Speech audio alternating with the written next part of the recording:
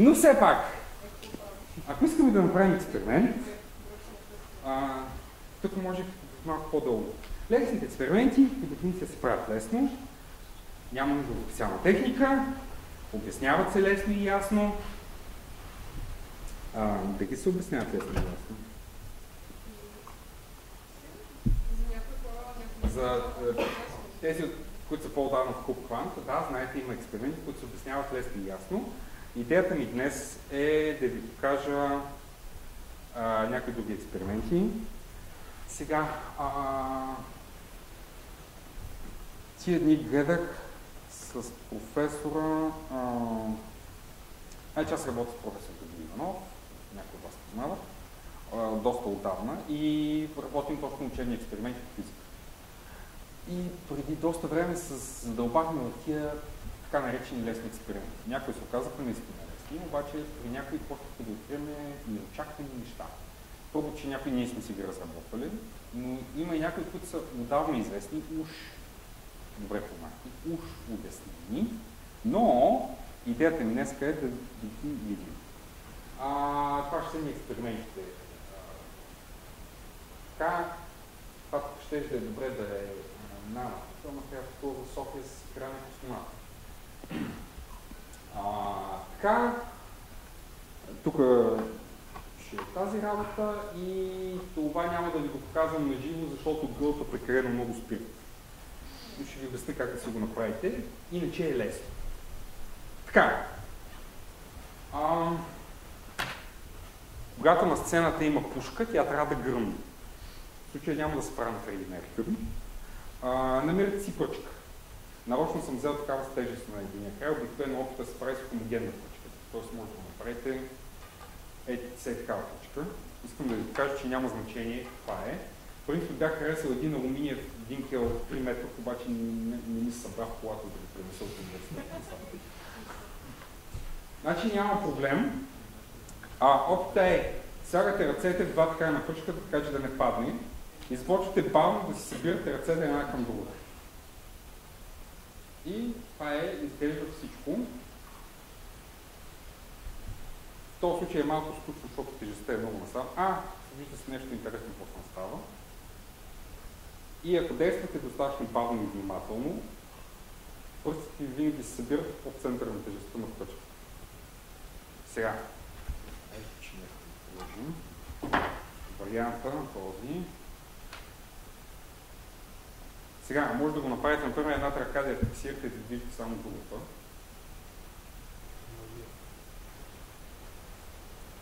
Гледате ги внимателно по пресвачите.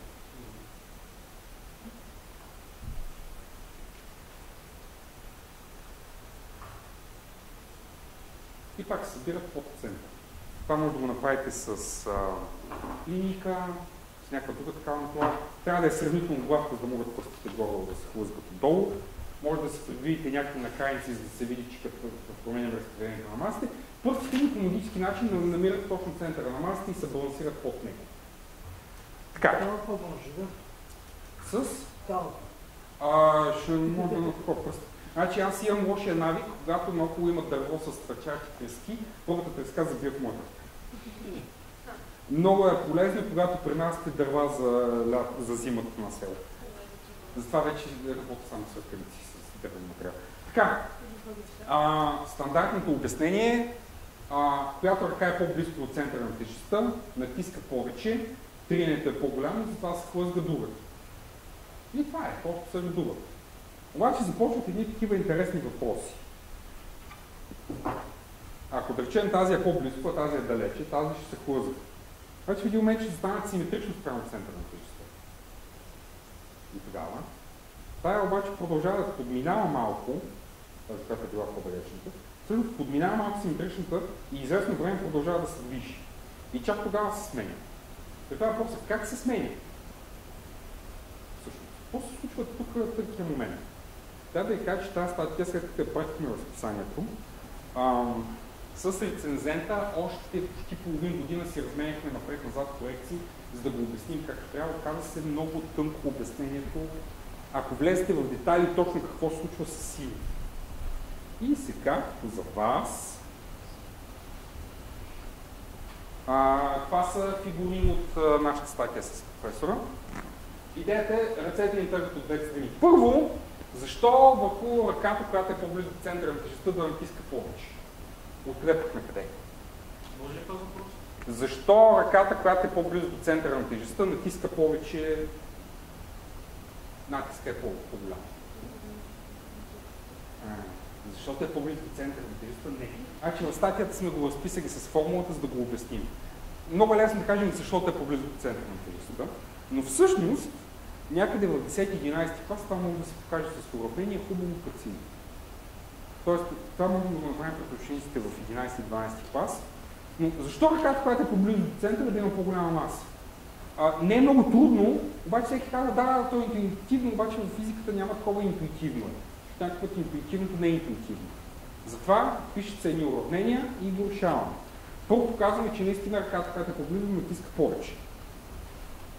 Сега, реално, много ключов момент тук е, че има два вида триене. Имате триене в покой и динамично триене. Между две контактни повърхности. Триенето в покой е много хитра сила.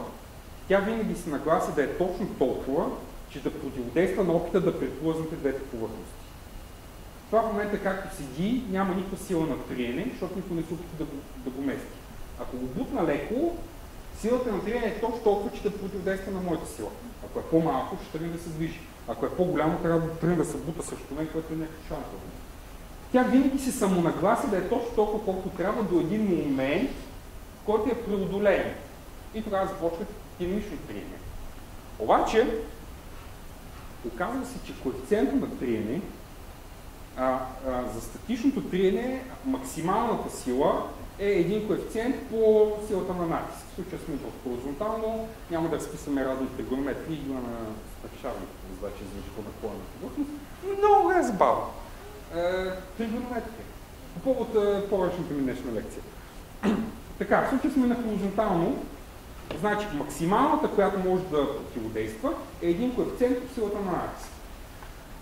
Когато започне да се хлъзга, силата на триене е фиксирана.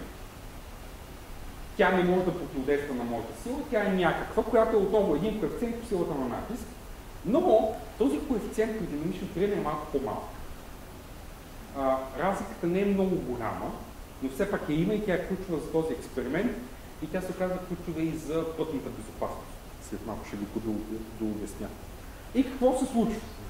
Значи да речем, че дясната ми ръка се плъзга в момента. В момента върху нея повече натиска е по-малък, защото е по-далеч. Второ, че коефициентът и на триене е по-малък, защото е динамично триене. И силата, която тя описва на пръчката е по-малка. От тази страна имаме статично триене, то точно противодейства и пръста ми се плъзга от тук и ми се плъзга насам. В един момент подминаваме симетричната точка, натиска става еднакъв, но понеже това все още се движи, при него коефициентът е по-малък, силата на триене все още е по-малка, тук не сме достигнали максимума, това може още да противодейства. Ръката подминава симетричната точка, тук натискът се почва да става по-голям и в един момент този по-голям натиск, въпреки по-малкия коефициент, изравнява силата тук. Тази сила спира да може да противодейства и тялото се задвижва. Обаче, когато тялото се задвижи, се случват тия движения тук на практика на място. Значи силата е расла. В един момент тялото подскача. Значи ако сте опитали да бутате нещо тежко, бутате и в един момент тръгва. Защото в момента, в който преодолеете статичното триене, влизате в динамично триене, то е по-малко и силата, която до сега сте прилагали, която едва е преодолявала, всъщност се оказва недостатъчно компенсирана и тялото рязко тръгва. В този момент тялото рязко тръгва, рязко преминаваме към динамично триене. Тук това е някакви допълнителни неща, които в статията, която сме писали, сме ги разгледали допълнително прецизно, ако ви е интересно, ще ви е там на английски. Английската е хубава, защото на българския текст не сме правили всичките редакции, които ги обясняваме. И всъщност по този начин, когато подскочи пък тук, пръчката рязко тръгва и в един момент изравнява скоростта си с този пръст, спира да се хлъзга спрямо него, залепва и минаваме режим тук статично, тук динамично. И навсякъде започват такива едни финни осцилации на силите с един кратък подскок. И по този начин всъщност двата пръста се сменят. Заради разликата между статичното и динамичното триене. Ако нямаше разлика, ако примерно това го намажете с едно олио с смазка течна, разликата между статично и динамично трение липсва и започва опита не неосигурен. Почва да прави разни странни работи. Това са някакви примерни стойности, които ги давахме. Не. Това са примерни, теоретични, които са реалистични горе-долу за различните коефициенти и просто го давахме като идея.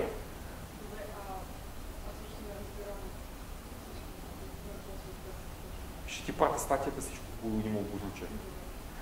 Наистина влязахме много дълъг детайл, всяко едно подскочие, подминаване и така нататък. Сега, тази разлика между статично и динамично трение е важна, както казах, за пътната безопасност, защото нашите гуми нормално са в режим на статично трение. Когато се върти гумата, всъщност долната и част е статична спрямо асфалта и ние се опитваме да приплъзнем гумата назад, да я превъртим, съответно триенето ни бута напред. При автомобилите триенето е движеща сила. Освен ако не натиснете спирачките, тогава триенето става спираща сила. Но нормално триенето е движеща сила и за да имаме максимална движеща сила, искаме да е статично. Ако гумата почне да превърта, ние имаме в режим на динамично трение и всъщност предаваме по-малка тяга. И за спортните автомобили, които трябва много рязко да потеглят, много внимават да не превъртат гуми на старта, защото това ги забавя и дава по-малко движение. Сега, това, че някой състезател няма да спечели се дава, не ме интересува. Обаче, когато аз съм на пътя и искам да спра, най-добре е тогава триенето да става спираща сила и искам да имам статично триене. Т.е. гумите да са неподвижни спрямо асфалт и така да се трият. Ако обаче в един момент гумите блокират, те започват да се суркат по асфалта, става динамично триене, то е по-малко от статичното и колата спира по-бавно. И така всъщност колата ще спре по-бавно, ако гумите блокират. Идеята е да ги спрем почти до момента, в който да блокират, но не съвсем, понеже за човек това е адски трудно. Съвременните коли имат така наречената ABS система, система за антиблокираща. И тя точно това прави. Тя има сензори и в момента, в който гумата ни тръгва да блокира, наскоро ми се случи един завой се оказа малко по-остър, колкото си мислех и скочих в спирачката по-бързо, колкото трябваше. И се усеща едно пулсиране в спирачката. Системата на сила отпуска спирачното усилие, не ви позволява да приложите максимално, за да не блокирате гумите. Когато блокирате гумите, спирането става по-трудно. Освен всичко останало, това стане по завой. Триенето е силата, която държи в завоя. За да вземем завой, трябва сила, която да ни промени посоката на движение и това е точно силата на триенето, когато опитва да се приплъзне, триенето набута към завоя. И ако триенето внезапно стане динамично, може да не е достатъчно и колата да излети. Така че тази разлика между статично и динамично трение, която я покажем с една метла, всъщност има отношение към пътното ни безопасност. И точно тук можем да хванем тези фини детайли, динамично, статично, кога преминава от едното до другото, как започва да подскача и така нататък. Иначе лесен експеримент, виждате, може да си го пробвате вкъщи. Много съм разочарован, ако утре никой не ми каже, че съм си играл с метлата в компютъра. Ще ме разочарова. Така,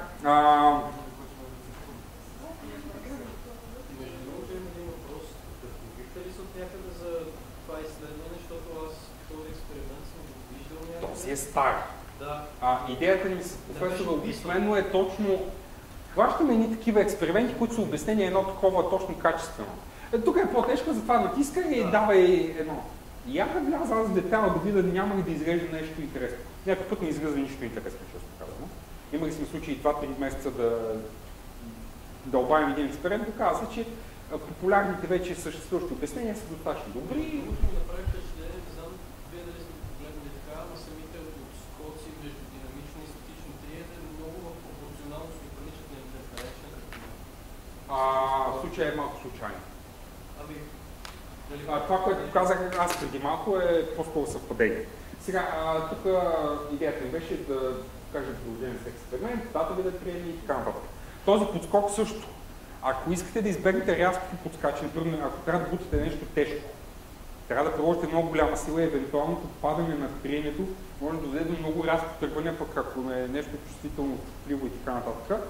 Начинът е, например, да намерите начин леко да повдигнете тялото, това намалява натиска, намалява трението и бутането става по-лесно. Значи не просто да бутате хоризонтално, а и леко, ако може нагоре. Даже, примерно, ако може да теглите някакъв ъгъл, трябва да взема да сметнем какъв е оптималният ъгъл на тегли. Така, това хем повдига леко, хем тегли. И тогава подскока би бил по-малък и ако е нещо чувствително, така. Сега, който си мисли, че става за каратист, щупим леци. Аз искам да тъпам, да, и аз си имам въпрос.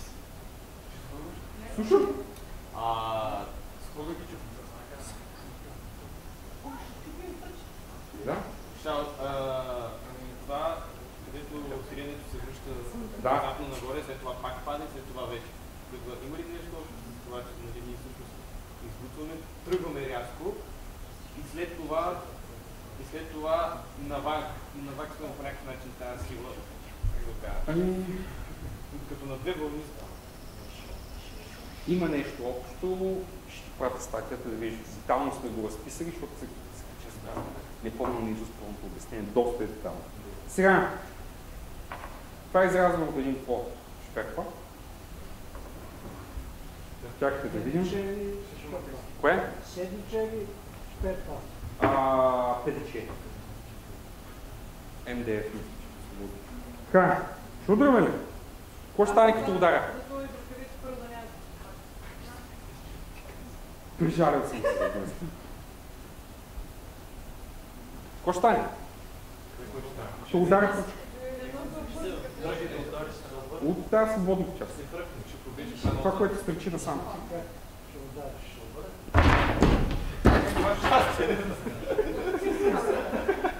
Не бях. Сега ще чупа вече към вас. Сега, класика, тук намираме Леме вестника.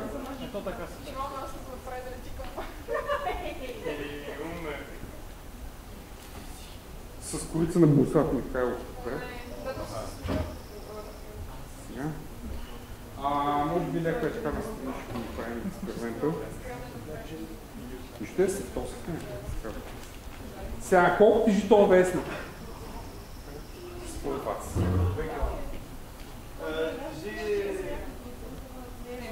Стотина, 150. Какво? 90-100 грама. Толкова ще е. Колко много вестники има? Ами идеята е, че няма да пръкне. Самата пръчка, вестника не знам. Една страничка от вестник. След грама. Така да се пръкне. Ако направи както трябва, да се. Леко сте Чупихме си почката. Опита се да хвъркне, ама не съвсем. Така. Известен опит и в план сме го правили. Какво е обяснението? Защо един вестник, един такъв никакъв, ни помогна да щупим почка? Ай сега да видим. Ей! Да видим това пак. За по-голям ефект трябва да има.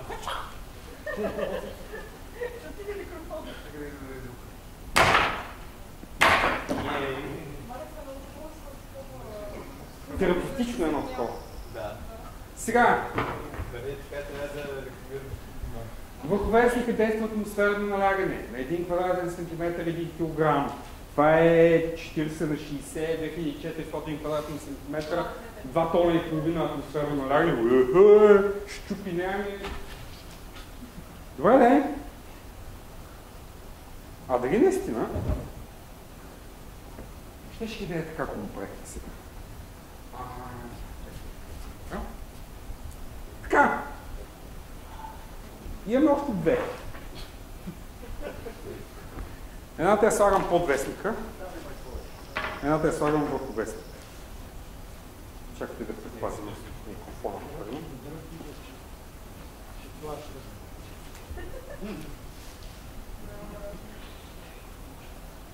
Ще ги ударя едно време. Някой ще се дигне тук да фадне в ръчащата. Аз. Абе, Ил. Има ни преди джин тон. Кой според тебе се?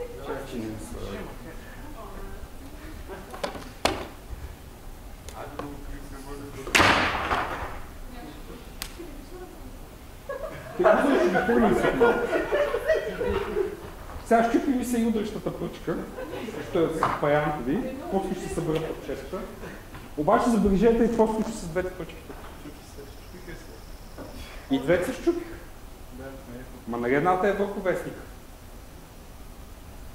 Може би като удреш с една ръка. Сега... Ако удариш само тази, която не е покрита от вестника. Пак ще. Защото тя дига вестника. Така, отново въпрос, който сме задавали в Клуб Квант. Защо ако шума от тази чиста малка дупка в стъклото, а камък хвърлен също стъклото го слуша цялото?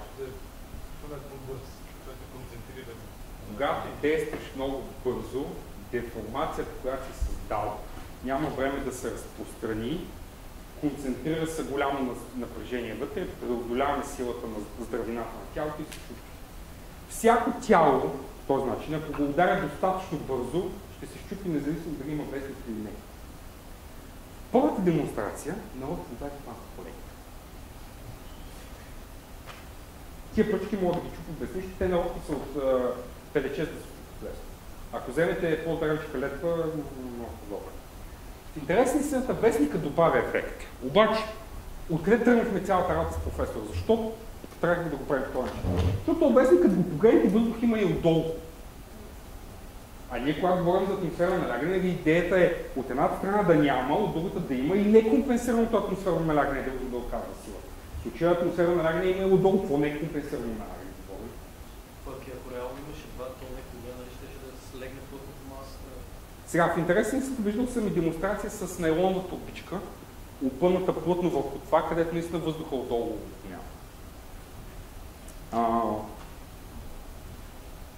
Тръгвайки да повдигаме, вестник се повдига и да речем казва съпротивление на въздух.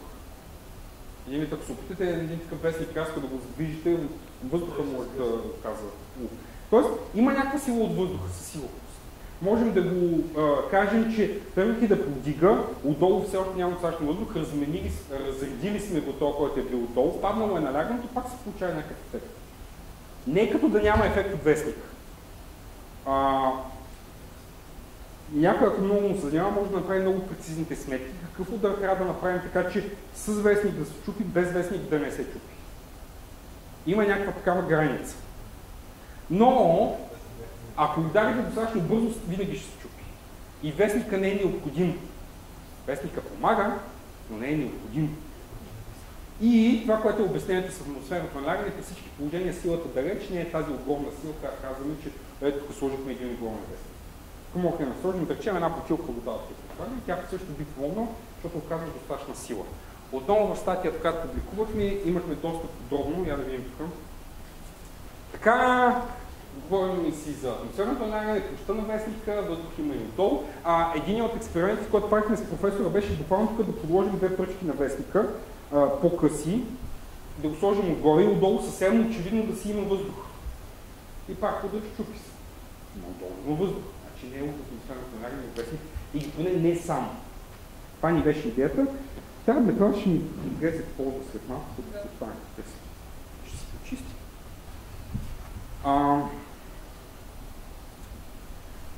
Разписали сме прецизни формули, сила, теглото е действа от страна. Пак H е евентуална допълнителна сила, която действа върху пръчката, която е върху вестника. Върху масата, която може да е от вестника, може да е от някакво тегло, но тя има достатъчно маса, така че да се опита да се противопостави. В случая има и елемент на въртелива инерция. Тъй като пръчката трябва да се завърти и тук има инерчен момент, защото тази част е по-дълга и е по-трудна за завъртане. Тоест, опитайки се да завърта тази част надолу, тази част трябва да тръгне нагоре, но за да стане цялата работа, тук вътре трябва да възникне едно усукване вътрешно. И ако тук въздействието е прекалено бързо, усукването става прекалено голямо, преминаваме с гръбината на пръчката и тя се чупи.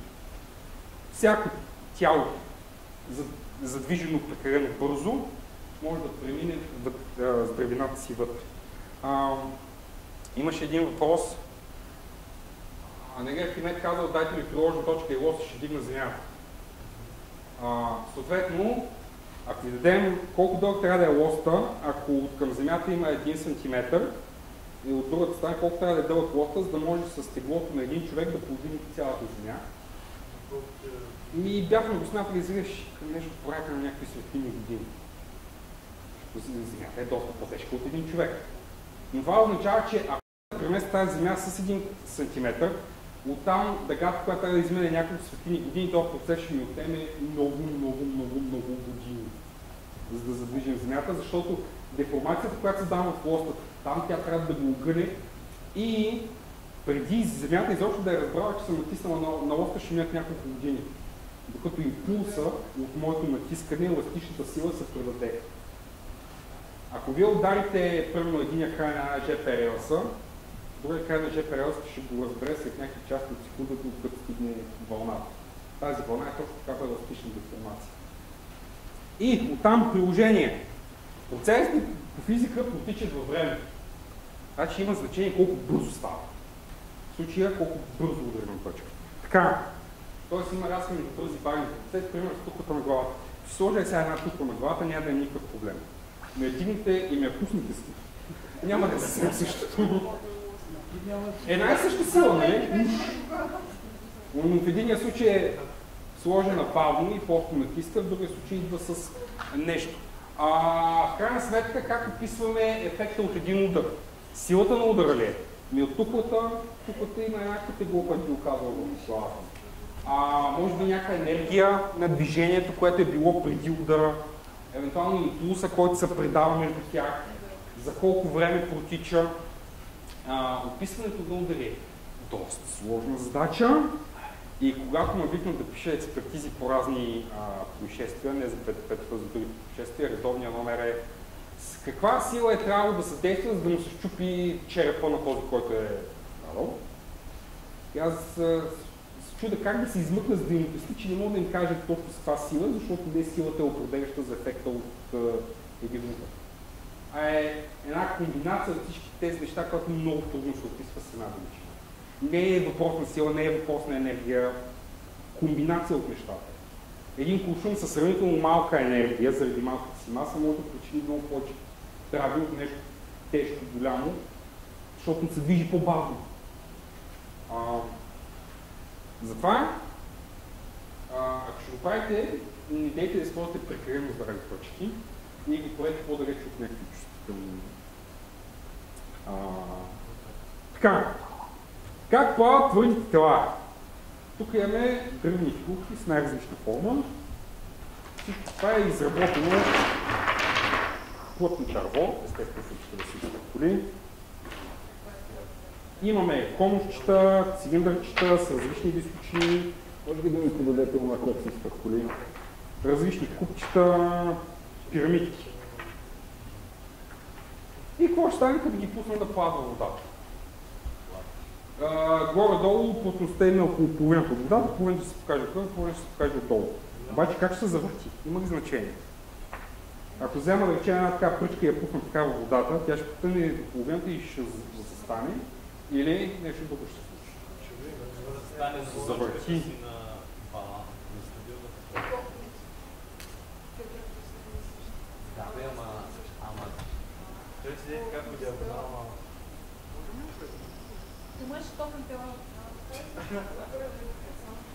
Така, това се завъртя на практика върху уста си. Я да видим един такъв цилиндър. Същото ли ще направи? Не, защото... Наобратно. Диаметър е по-голям от височината.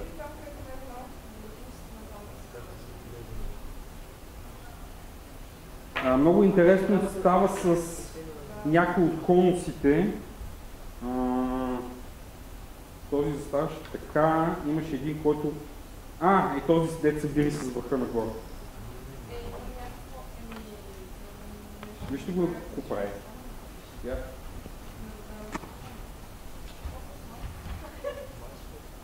Спокойно, сега ще възкрие.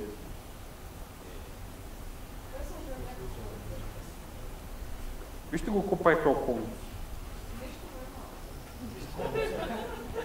Просто плътен дървен конус.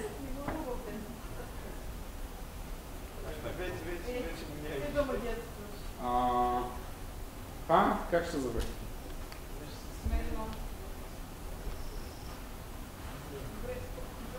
Купч.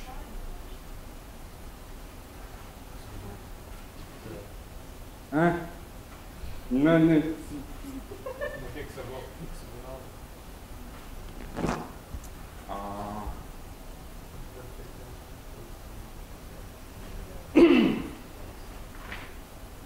Да кажа един професор и един доктор по физика колко време си играха да се тия неща, да ги се радвам. Аз имам предположение. Слушам. Предположим, че границата между водата и въздуха ни прави сечение на тези фигурки. Мисля, че те се нагаждат спрямо това, кога ще се образува най-голяма площ на сечението, ако ме разбирате. И професора това каза. Така ли? Да. Защо? Предполагам, че така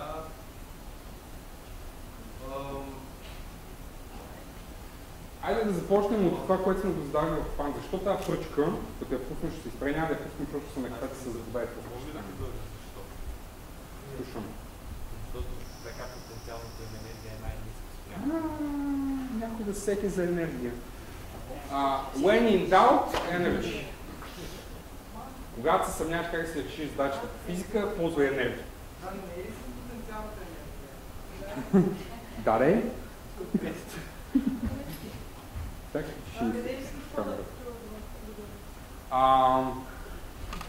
когато пръчката е застанала на високо, дървото, което е под нея, измества много вода. И центъра на тежестта на изместената вода се качва по-нависоко. Докато ако застане така, дървото е в тънък слой около това и няма много изместена вода, която да се качи нагоре. Значи, границата на водата се седи същата, защото е един същ обем от трупчето потъва. Но водата се преразпределя. В единия случай по-надълбоко имаме дърво, което е с ниска плътност, съответно по-малка потенциална енергия. В другия случай, когато дървото се махне долу на същото място, има вече вода, която е с по-висока плътност. В същия начин е и отгоре. И всъщност, завъртайки се по този начин, минимизираме потенциалната енергия, което обаче какво ще слагате някакви странни фигурки, тази няма да е интересна. Пирамидите застават... Пирамидата мога да направя така, мога да направя и така, ако внимателно сложа. Което, между другото, е много интересно да се види с тези предишни сегменти. Значи, той има стабилно равновесие и с плоското нагоре, и с плоското надолу. И въпросът е колко трябва да го завърта, за да премине от едно в друго.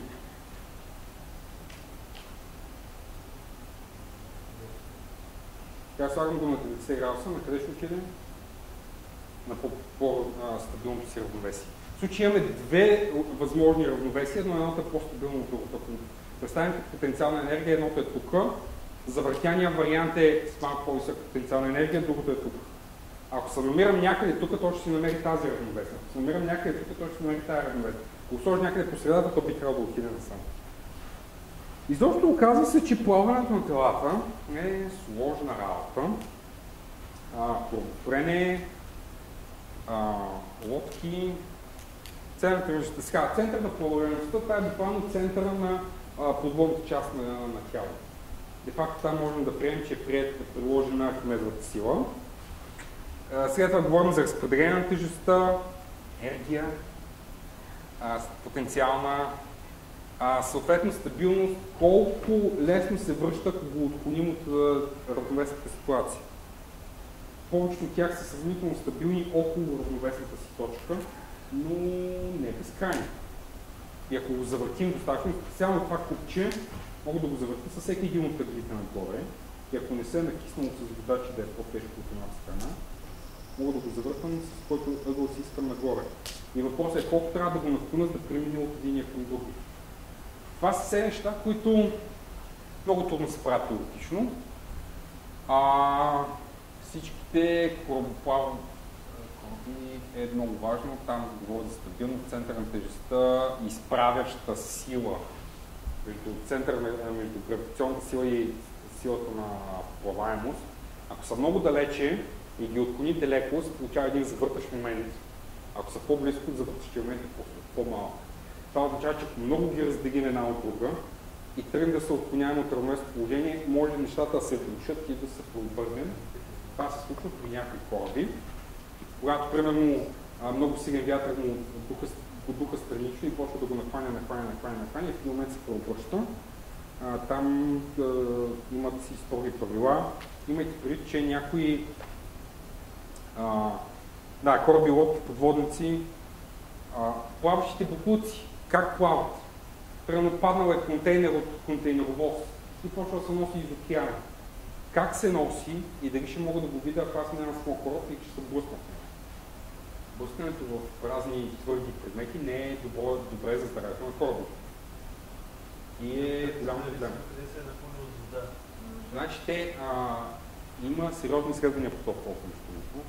Колко бързо контейнера се пълни с вода, за да потъне. И даже имат предложения за дизайн на контейнери с дупки, за да се пълни по-бързо. Веднъж като падне от кораба да потъне максимално бързо, защото корабите, така че морето е голямо, обикновено плават по едни същи маршрути. И там, където е минал един кораб, след малко ще мине друг.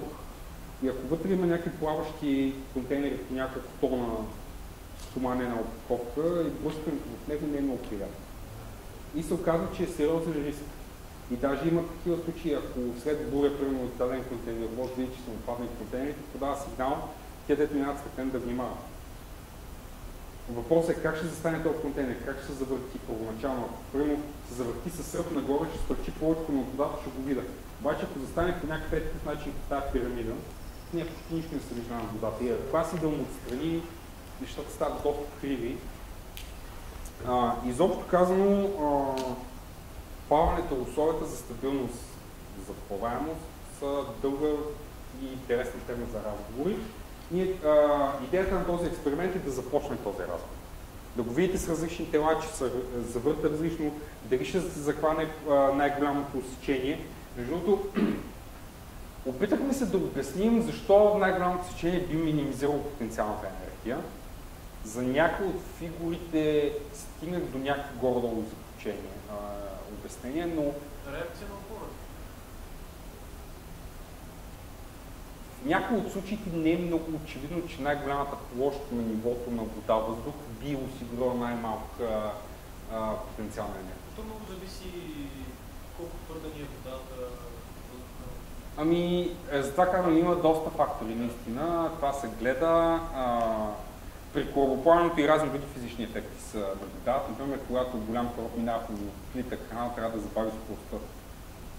Защото когато се движиш много бързо, заради ефекта на Бернули се получава една засмукваща сила, която дърпа към дъното на канала. И когато много големи кораби поплават по Суецкия канал, трябва да намалят скоростта, защото иначе се блъскат долу и устъргват дъно. И съответно там тия, които ги управляват, трябва да знаят доста физика. Не толкова теоретично, но практически трябва да знаят ефектите. Ако минават близо до стената на канала, също заради ефект на Бернули се получава една засмукваща сила. Оня контейнеровоз, дето заседна в Суецкия канал, миналата не помня на тази година беше. Точно това беше станало. Беше тръгнал, понеже е много дълъг, беше тръгнал в един момент да се приближава твърде близо до стената на канала. Получава се една завъртаща сила и в един момент се изчерпва. И тези, които управляват кораби много сериозно, и там трябва да си планираш с няколко километра напред какво ще правиш. И големите контейнеровози имат странична площ за вятъра от порядка на десетки хиляди квадратни метри. Смятате един хубав вятър страничен, като дойде, какви завъртащи усилия се появяват. Така, как плават капките? Сега, взимате си вода и известно количество спирт, чист, и някакво масло. Може да ползвате олио, машинно масло, тия както мисля, че ги бях направили с едно машинно масло, за да е по-черно. В началото маслото плава отгоре, върху водата. Какво ще добавите спирт? Пено капката потъва. Какво е обяснението?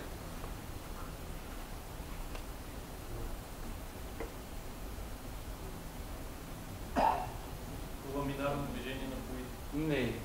Много стационарно е ситуацията. Много бавно случват нещата, не е въпрос на ламинарност. Спирта има по-малка плътност от олиото. При смесване между вода и спирт, в един момент плътността на сместа вода и спирт става горе-долу равна на олиото и олиото вече не изплава отгоре, тръгва да потъва надолу.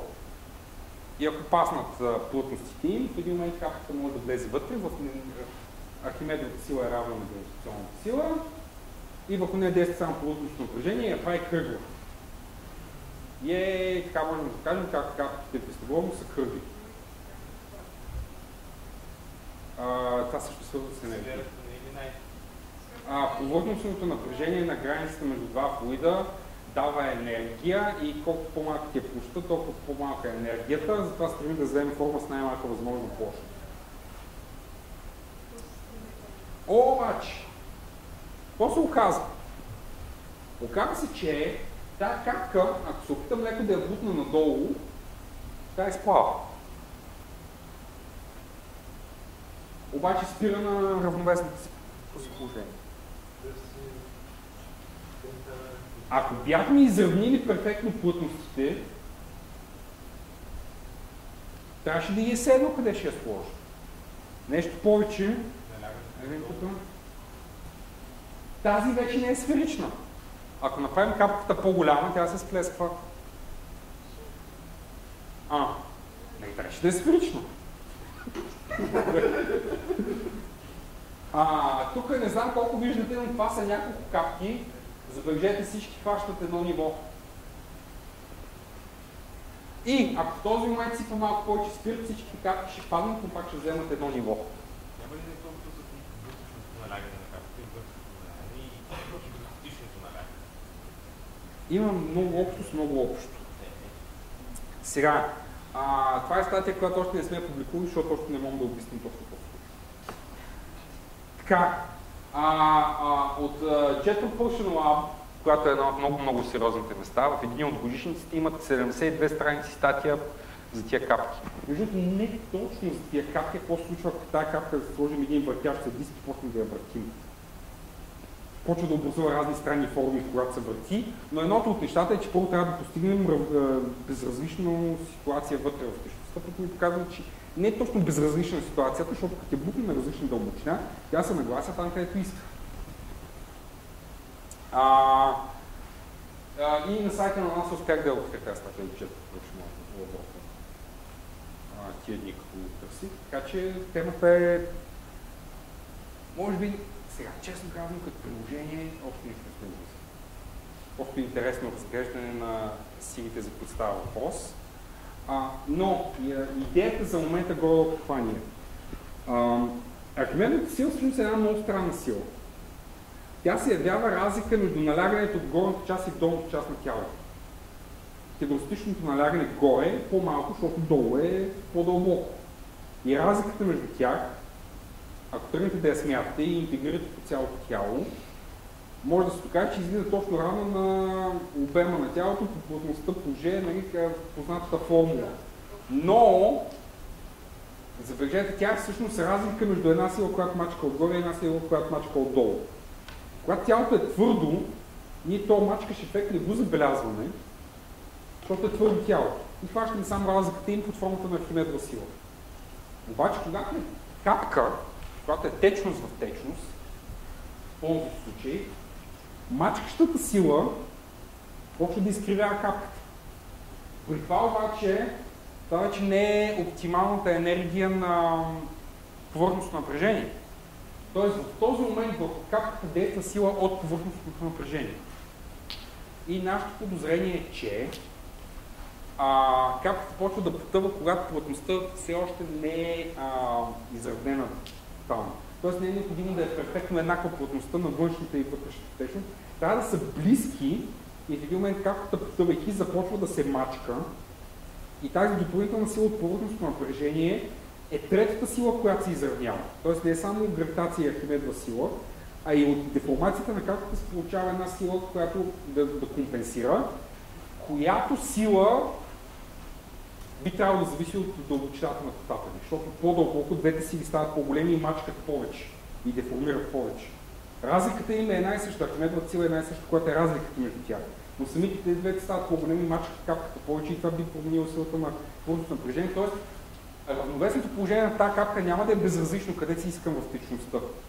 Ако имах твърдо тяло в течност със същата плътност, мога да го слагам къде си искам, то ще седи къде си искам. Защото няма мачка, ще век не се мени повърхността. Обаче, когато е капка, тя може да се променя формата. И тук най-вероятно тези капки също не са перфектно сферични, но просто когато са по-малки, ефектът е много слаб за забелязване, много е труден за забелязване. Нещо в този порядък е. Опитахме се да напишем уравнение за повърхността на капката и да го решим. Решаването на диференциални уравнения в общия случай е неказано. Така че все още не сме стигнали до теоретично решение с професора. Горе това, което казах, е идеята ни на качествено ниво, какво би трябвало да се случи. Това би трябвало да бъде, но не можем да го опишем точната формула все още. Моля? Не сме го парали повече от 5 години. Стигнахме до тук и почнахме да правим някакво. В крайна сметка ние двамата не сме много теоретици и решението на диференциални уравнения предпочитаме да почти теория. Ние сме по експериментите. Говорили сме с някои колеги математици и теоретици, но имайки предвид, че, както казах, приложението всъщност на ефекта не. Кога ще имате масло в някаква специфична комбинация от вода и спирт, конкретно. Ако имате спирт, трябва да го слагате в такова, за да си правите опити, ще го... Това е варианта, първо някои органични вещества имат плътност близка до водата и евентуално в солена вода, където плътността е по-различна, може някакви такива органични разливания, но повечето неща, които се развиват в океана с някаква форма на масло, които съществуват отгоре. Плътността на морската вода е още по-висока от нормалната вода и няма такъв вариант, че да потъне надолу нещо да прави интересно. Кое? Като евентуално приложение на някъде, където би имало значение. Това, което аз съм си мислил е, че живите организми не сме точно твърди тела. И когато има жив организъм някъде долу, евентуално този мачкащ ефект би могъл леко да деформира, макар че там в дълбоководните организми ситуацията е много сложна, там те живеят високо наляг, там то го мачка от всички посоки, така или че в един момент тази разлика от Архимедова сила е много по-малко от силите сумари. Един вид имате 1990-980. Силите се отворяха на 1000, разликата е 20 за плаваните са. Но реалните сили са огромни. Но там може би има някакво отношение. Защото също как рибите успяват да хранят точно неутрална дълбочина на плаване? Ние казваме с плавателния мехур се нагласят плътността да е точно равна на морската вода. Но плътността на морската вода е практически еднаква на различните дълбочини. И има леко повишаване с дълбочина, защото налягаме по мачка, но ефектът е много малък. А въздушният мехур е въздушен, вътре има газ. Пасването не би трябвало да е толкова прецизно. И в интересен си да повечето риби горе се нагласят плътността да е равна на морската вода и след това при движение, движейки се държат. Но имаме свободно плаващи организми, медузи и разни такива, които са носи някъде там. Така, ако някой от вас има желание да решава сложни диференциални уравнения, да ми се обади. Може да направим съвместна статия. Не препоръчвам. Към момента идеята ни е да си опишем наблюденията по това нещо и да го пуснем, за да покажем, че ефектът не е само този, който е по традиционното обяснение с балансиране на двете сили и някой друг, ако иска да решава уравнението на карта. Така, малко заключение. Правете опити, когато преподавате физика. Това някои от вас могат да станат учители след време. Нали? Добре сте ни дошли. Ако сприте да ставате учители по физика, аз ще ви преподавам част от методиката в Полевски университет. Така, когато правите опити, опитвайте се да видите дали няма и още нещо надолу. ако част от обяснението е едно такова качествено, опитайте се да го опишете и количествено, да видите дали няма да го изскочи някой изненада. Някой път ни изкача, някой път, както казах, имаме станаха вече 7-8 статии на тази тема. Те сме да се обясняват тестните експерименти. Това ви показах само част. Ако ви е интересно, повечето знаете къде да ме намерите, ще ви дам всичките статии. И така. Точно на тази проверка едва ли е необходимо да го убеждавам, но интересно е при нас. Заповядайте. И благодарим двамата с професор Иванов. Той днес реши да ни идва, защото към да не се вижда колата.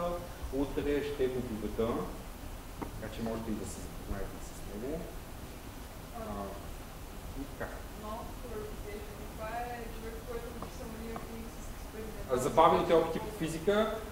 Утре демонстрациите за забавни опити с домашната лаборатория по физика ще са основно от книжките, които той е писал, както и още няколко, които направихме заедно след това.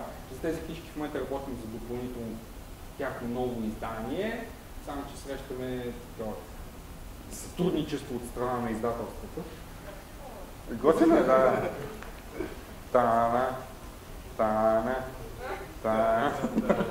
Трябва да ви вземем една такава тромба. Така, ако имате някакви въпроси, може да не е сега, за да освободим на следващите. Знаете къде да ме намерите в следващите дни. Това беше.